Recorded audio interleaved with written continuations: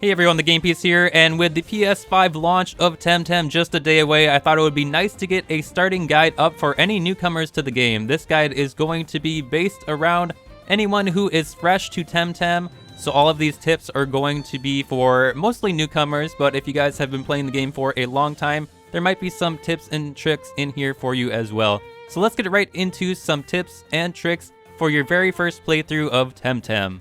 So the very first thing that you're going to do in Temtem is create your character. Now, once you create your character, it's important to note that there's not really anything that can be changed as far as these cosmetic settings go just yet beyond the clothing options. So make sure that you're choosing the style that you want, the running style, and choosing the correct name that you want. There is, as of right now, no way to currently change that. That might change in the future, but as of right now, you can really only change your clothing options, and you can dye those and everything. So make sure you're finalizing the options that you want before you confirm. Now, at the beginning of this early access launch, I'm going to be imagining, since this game is cross-play with the PC version of Temtem, that there's going to be a lot of people in the newer areas trading away some of the later game Temtem, and that is going to be awesome for any of you guys that want to get your hands on some of the late game Temtem that aren't available for capture for you until like pretty far on into the game.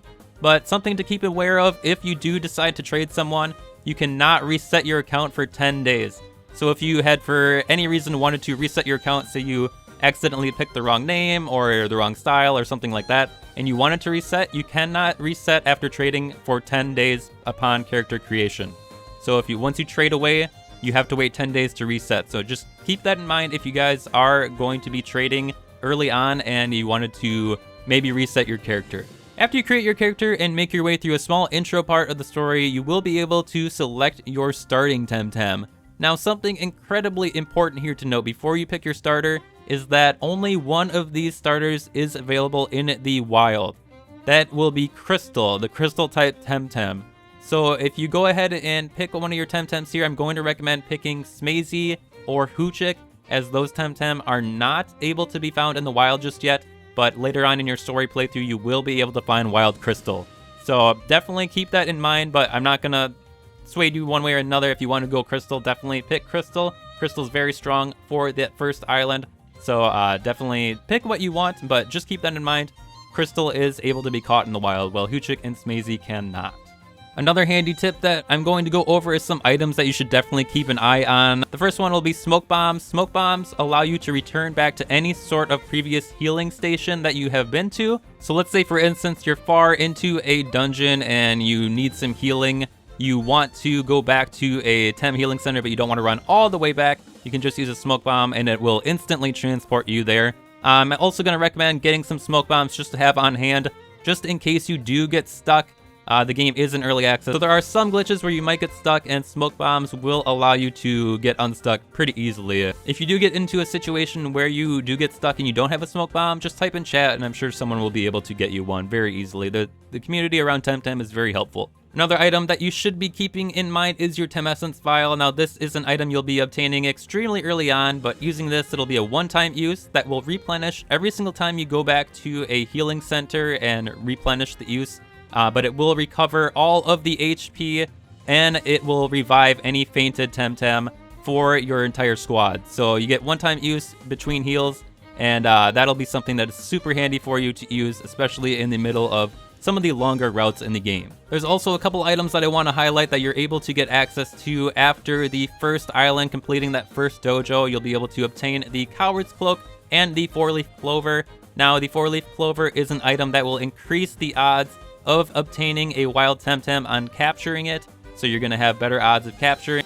And then the Coward's Cloak is going to function similar to the experience share in Pokemon. You're going to be able to put that item on any sort of Temtem in your squad, and even if they do not participate in the battle, they'll still be able to get a chunk of that experience. But something to note is that the experience will be split then between your lead Temtem and then that Temtem that has the Coward's Cloak. So if you don't want to split the Temtem's experience and you wanted to focus on just leveling up your main ones without having one in the back get experience and having that be split, just keep that in mind. Now I want to go over how evolution functions in Temtem. Temtem doesn't do the level-based function of evolution as Pokemon does. In Temtem, you'll be gaining levels, and then that will influence when a Temtem evolves.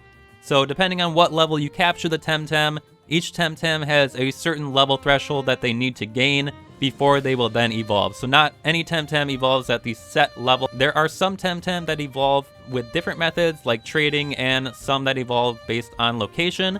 For the vast majority, this is going to be the evolution method, just gaining levels. And then once you reach those certain levels gained, you will be obtaining evolution. You can cancel an evolution though in the evolution screen, and then you are able to reactivate that evolution later on in the menu if you want to re-evolve it. It's not going to just play the evolution every single time you level up. If you go into the menu, you can go ahead and trigger that right from your party menu.